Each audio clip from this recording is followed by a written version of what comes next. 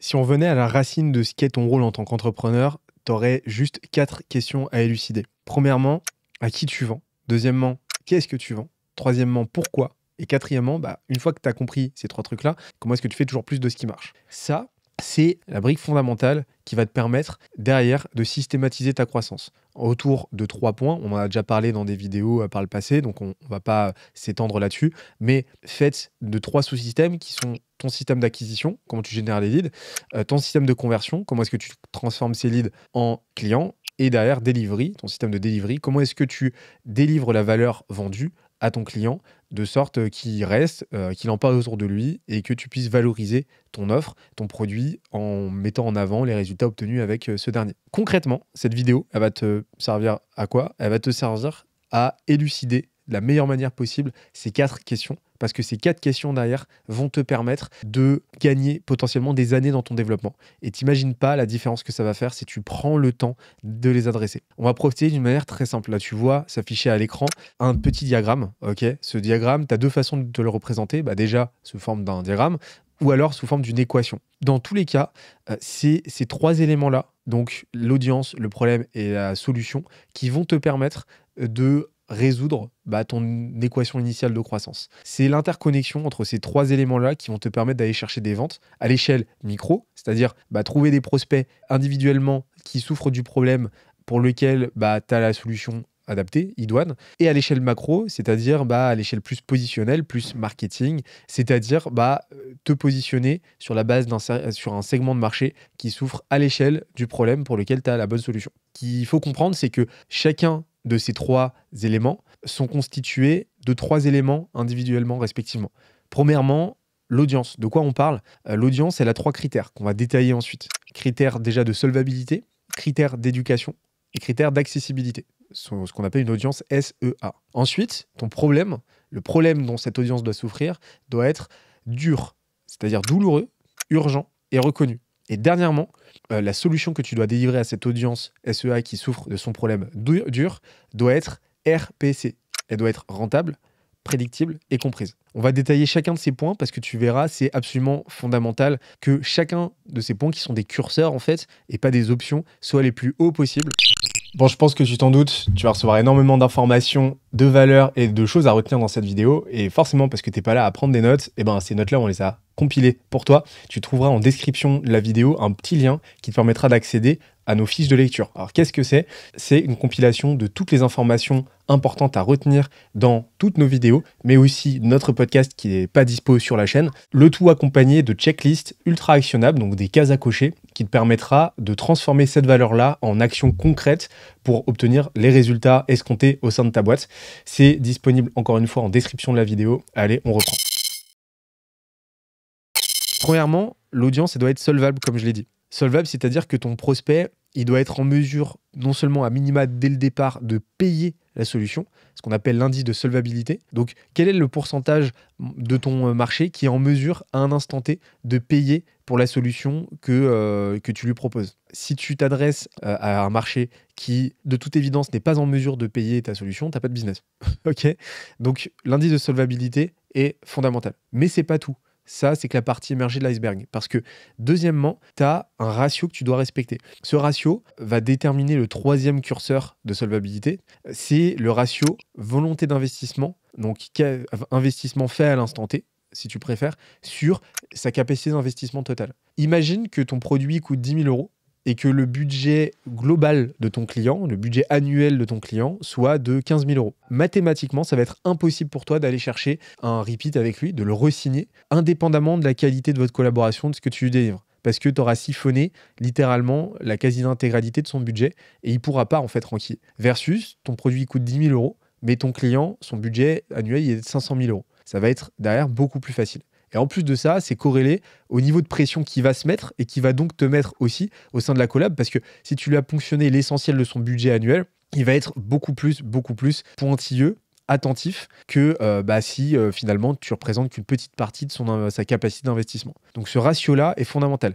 Investissement réel sur capacité d'investissement absolue. Et Dernièrement, ça va déterminer ce qu'on appelle le potentiel de rétention, par définition. Ton business ne va pas se faire sur une acquisition initiale, sur la première facturation, mais sur la continuité, ce qu'on appelle la LTV, la lifetime value, la valeur vie de chacun de tes clients. Ce potentiel de rétention, forcément, il va être indexé sur ta solvabilité, la solvabilité de ton client. Il y a deux pans, hein. Est-ce que ton client est satisfait quant à ce que tu lui délivres? Ça, c'est une commodité, c'est la base. Mais aussi, est-ce qu'il est capable de payer, de continuer de payer? Deuxième niveau, c'est l'éducation. Il y a une grande question qui est la question de la conscientisation en fait du problème du côté de ton audience. Est-ce que ton client a conscience du problème et de sa nature? Il y a deux pans là-dedans. Le deuxième pan, on va le creuser un petit peu après parce qu'il est fondamental et vraiment les deux pans sont essentiels, hein. Mais le premier pan, c'est le pan éducationnel. Est-ce que ton audience, elle est éduquée?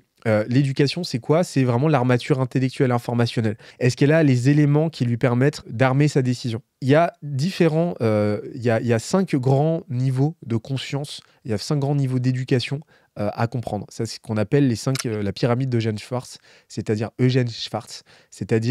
les 5 niveaux d'awareness, de conscience, qui vont déterminer l'éducation, le niveau d'éducation de chacun de tes prospects individuellement au sein de ton marché.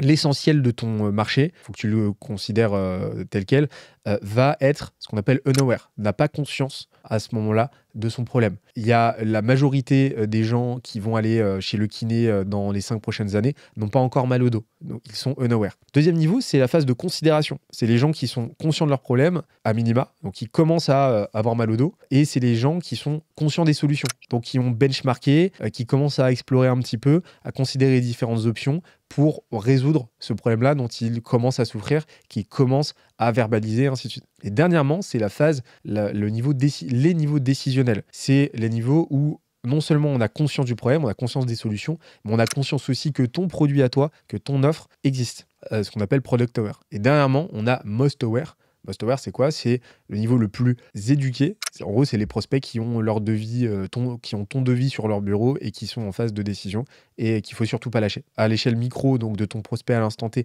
et à l'échelle macro, la part de ton marché, le niveau de maturité de ton marché, la part de ton marché à un moment donné qui est consciente à minima de son problème, va déterminer derrière la viabilité de ton positionnement. Parce que si 99% de ton marché est unaware, t'as pas de marché. Ensuite, on a l'accessibilité. L'accessibilité, c'est quoi? C'est 3 curseurs là aussi. Déjà, le potentiel de distribution. Est-ce que c'est facile pour toi de rentrer en contact avec eux de façon régulière, de façon répétable et de façon rentable? Il y a des marchés qui sont inaccessibles.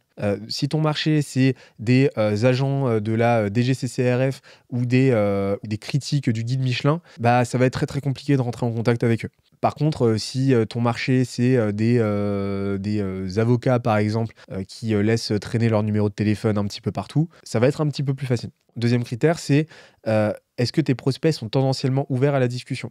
Tu as des marchés qui sont très, très, très résistants à l'idée d'échanger et d'autres qui sont beaucoup plus ouverts. Et dernièrement, est-ce que ton client idéal prouve ce qu'on appelle une forte capillarité de marché? La capillarité de marché, c'est quoi? C'est la faculté de tes clients idéaux à parler entre eux. Est-ce que tu as un marché qui est maillé par un tissu social fort?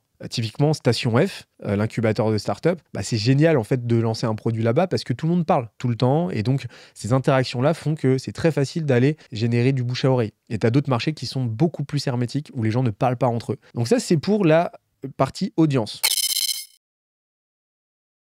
Ensuite, on a le problème. Problème douloureux, urgent, reconnu. Qu'est-ce qu'on appelle douloureux? Douloureux, c'est plusieurs critères. Premièrement, c'est soit la présence d'un problème, la présence d'une tare en fait, ou l'absence d'un actif, l'absence d'un élément dont l'absence provoque une douleur. Donc j'ai la présence d'une douleur dans le dos, ok, ou alors j'ai une absence de lead suffisant qui me provoque une baisse d'activité commerciale et qui donc, de par son absence, me coûte quelque chose. Donc c'est un handicap tangible qui a des répercussions, soit en coût, soit en absence de gain. Donc ça me coûte de façon nette, mesurable quelque chose, ok, ça me prive de quelque chose, ou alors ça m'empêche d'obtenir quelque chose. Donc la douleur, c'est ça. Et la douleur, c'est la prise de conscience finalement, fondamentale de comprendre ça, mais la prise de conscience de ces éléments-là. Ensuite, l'urgence, c'est quoi? C'est la quantification du coût d'opportunité comparativement à un facteur temps. C'est-à-dire, si ton client conscientise le fait que chaque jour d'inaction lui coûte 1000 euros, ça va être très facile pour lui ensuite de faire son calcul et se dire, ok, pour chaque mois que j'attends, je vais perdre 30 000 euros. Donc l'urgence est quantifiée par la magnitude du gain fois le facteur temps. Et dernièrement, c'est la reconnaissance. Donc tout à l'heure, on a parlé de l'éducation, donc qui est l'armature intellectuelle, informationnelle de la conscientisation. Bah, la reconnaissance, c'est le pan psychologique et finalement émotionnel de cette conscientisation. C'est est-ce que ton prospect, est-ce que ton client idéal a reconnu, a accepté l'existence de ce problème-là. Si ton client idéal souffre d'un énorme problème d'addiction à une substance, mais refuse de le reconnaître, refuse d'accepter cet état de fait, et ben son problème peut être le plus douloureux, il peut être le plus urgent qui soit, bah il ne sera pas un client pour toi à l'instant T parce qu'il l'a pas encore accepté psychologiquement, émotionnellement, il n'a pas fait ce process là. Donc la réalisation, elle doit être explicitée vraiment par ton prospect. Elle doit être mue par une intention explicite là aussi d'agir en conséquence. Donc ton prospect doit dire oui, j'ai ce problème là, oui c'est urgent que je le résolve, et au-delà du fait que ce soit urgent que je le résolve, je dois agir en conséquence parce que ça me coûte temps et ainsi de suite. Et dernièrement, on a la solution. Donc la solution, c'est quoi? C'est une solution, comme on l'a vu tout à l'heure, qui doit être rentable, prédictible et comprise. La rentabilité, c'est quoi? C'est d'une part une rentabilité pour toi, en tant que prestataire, en tant que personne qui prodigue la solution. C'est-à-dire que forcément, elle doit te rapporter le plus possible pour que derrière, tu aies un business. Pour te donner un ordre d'idée, tu commences à avoir quelque chose d'intéressant dès lors que ta marge brute est de l'ordre de 100% sur la base de ce que ça te coûte. Dit plus clairement, si ton produit coûte 1 000 euros, bah, faudrait que dans l'idéal, il te rapporte 500 euros pour un coût de revient à 500 euros.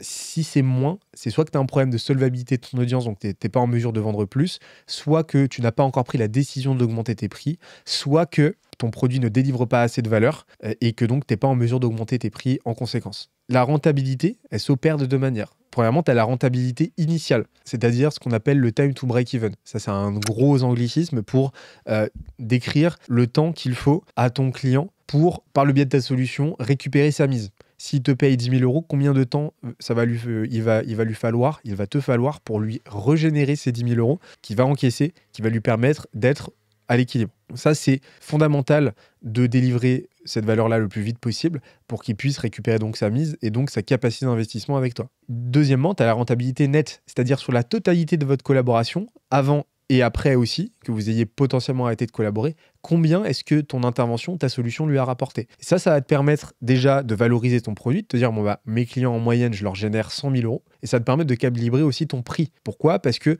ton prix va être indexé sur la base d'un pourcentage de cette valeur nette. En général, ça va être 10 à 20% de cette valeur nette. Donc, si ton produit génère 100 000 euros en moyenne de valeur nette pour tes clients, bah, tu vas pouvoir le presser entre 10 000 et 20 000 euros en fonction de ta faculté à vendre, du niveau de solvabilité, tu vois, tout ça c'est multifactoriel. Ensuite, tu as le niveau de prédictibilité. Prédictibilité, c'est quoi? Bah, c'est le taux de réplicabilité, donc le taux avec lequel, statistiquement, tu arrives à délivrer la valeur promise à tes clients, à ceux qui te font confiance. Dis-toi qu'en dessous de 75%, tu as un problème, et déjà 75% de réplicabilité, c'est pas fou. C'est-à-dire que sur 4 clients que tu signes, tu en as un qui est déçu pour qui tu n'arrives pas à délivrer. Tu vois, quand tu regardes le truc de cette manière-là, c'est énorme. Vraiment, dis-toi que le minimum du minimum, c'est 75%, et que si tu veux commencer à avoir quelque chose de satisfaisant, tu dois te rapprocher à minima du 90 voire 95%. Et en dessous, là par contre, ça commence. Là, tu as un vrai problème de qualité de produit ou alors de positionnement. Et dernièrement, elle doit être comprise, cette solution. Comprise non seulement par ton client idéal, par ton prospect, par ton audience, forcément, quand tu lui présentes dans ton contenu, quand tu le présentes sur ton site, donc sur tes supports statiques, quand tu le présentes dans ton pitch aussi, quand tu échanges avec lui, et aussi quand tu lui délivres, d'être en mesure de comprendre avec les bons mots, avec les bons éléments de langage, et dernièrement par toi aussi. Cette solution, elle doit être comprise par toi. T'imagines pas le nombre de clients qu'on accompagne qui ne comprennent pas pleinement ce qu'ils font et qui se rendent pas compte, par exemple, que cette mécompréhension-là résulte d'un fait qui est majeur, d'une lacune qui est majeure de leur côté, qui est qu'ils n'échangent pas suffisamment avec leurs clients, qui ne sont pas assez à l'écoute de leurs clients, soit par peur, soit par manque d'habitude. Cette équation, finalement, elle est faite de coefficients multiplicateurs. Chacune de ces trois variables, audience, problème et solution, sont des multiples l'un de l'autre. Et ce que ça veut dire, c'est que plus ces inconnus-là que tu dois élucider aujourd'hui sur la base des critères qu'on a détaillés ensemble vont être élevés, plus leur valeur unitaire respective va être élevée, plus ton équation va être puissante et derrière va te permettre de systémiser un truc intéressant. Versus, parce que c'est une multiplication, tu peux très bien la multiplier par 0. Et donc si tu as une de ces variables, une de ces inconnus qui tend vers 0, tu vas te retrouver avec un résultat littéralement, mathématiquement nul. Tu peux avoir la meilleure audience au monde, la plus solvable, tout ce que tu veux, avoir la meilleure solution au monde, mais ne pas avoir trouvé le problème qui lui correspond. Cas typique des startups qui développent une solution pour un marché, mais qui en fait n'a pas de problème, tu n'as pas de business. Inversement, tu peux avoir identifié le problème le plus dur au monde, trouver la solution la plus rentable, prédictible, comprise. Par contre, ton audience n'est pas solvable, tu vois qu'une petite sous-variable dans toute cette échelle, dans tout ce champ-là, peut réduire ton équation à 0. À néant. Dernier cas de figure, ton audience peut être la plus SEA possible, ton problème le plus dur possible, mais par contre ta solution n'est pas rentable pour toi, ou alors n'est pas comprise, ou alors n'est pas prédictible,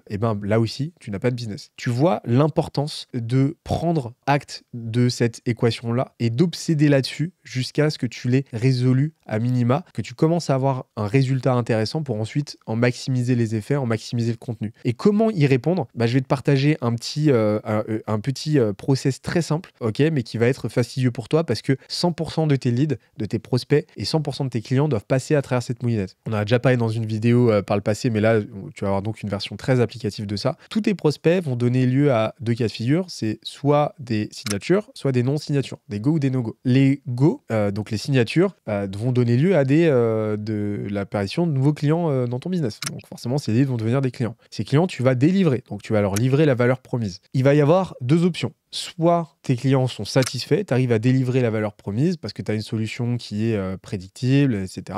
Et donc, tu vas générer un témoignage avec eux, ce qu'on appelle un actif de vente, un sales asset. Un témoignage où tu vas leur poser la question des résultats obtenus, leur problème initial et ainsi de suite. Et tu vas transformer ce témoignage en cas client, qui va te permettre de valoriser ton produit, marketingment parlant, en interne, en externe, etc. Mais qui va te permettre aussi d'extrapoler de la data pour comprendre un petit peu mieux à qui tu t'adresses, pourquoi, et répondre à ces 4 questions qu'on a élucidées, qu'on a listées au tout début de la vidéo. Deuxième cas de figure, tes clients ne sont pas satisfaits. Là, il y a deux raisons à ça. Soit tu n'as pas signé un client idéal, donc il faut comprendre pourquoi tu ne l'as pas signé, à quoi il ressemblait pour éviter de signer des gens qui leur ressemblent à l'avenir. Soit tu as signé un client idéal, mais c'est toi qui t'es planté, tu n'as pas réussi à délivrer opérationnellement. Là, tu dois le comprendre comment ? Avec ce qu'on appelle la recherche utilisateur. À savoir que, petite parenthèse, tout ça, c'est ce qu'on apprend à nos clients à faire dans nos accompagnements. On leur donne des kits prêts à l'emploi, donc vraiment des stratégies, des méthodes à copier-coller, littéralement à copier-coller, qu'on adapte avec eux intelligemment, avec des sessions, avec des experts, avec